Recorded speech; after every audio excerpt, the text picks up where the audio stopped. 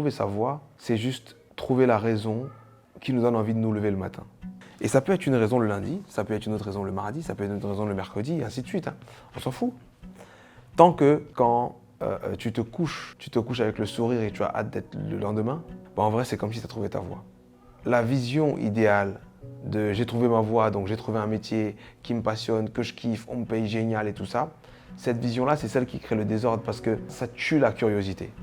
On n'essaye même plus de fouiller à gauche ou à droite, alors que pour tous ceux qui ont trouvé leur voie, à la base, c'était parce qu'il y avait une logique de passion, il y avait une logique d'envie.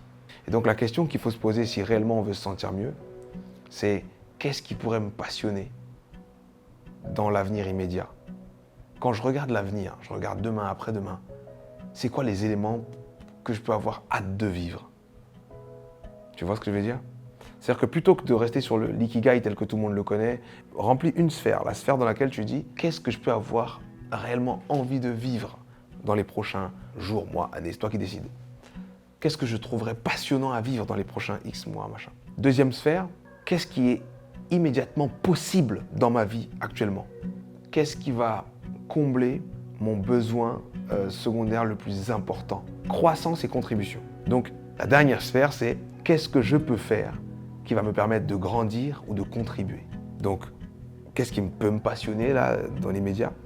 Qu'est-ce qui est à m'apporter là tout de suite? Par quoi je peux commencer tout de suite? Quelles sont les choses qui me permettent de grandir et de contribuer?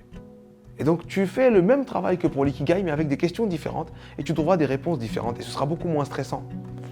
La quatrième sphère, qui est celle généralement de ce pourquoi on me paye, ça vient tout seul. Parce que si tu es réellement passionné et que tu te sers de ce qu'il y a autour de toi immédiatement et que tu grandis ou que tu contribues, à un moment ou à un autre, tu apportes de la valeur aux autres. Et si tu apportes de la valeur aux autres, ils te donnent de l'argent en échange.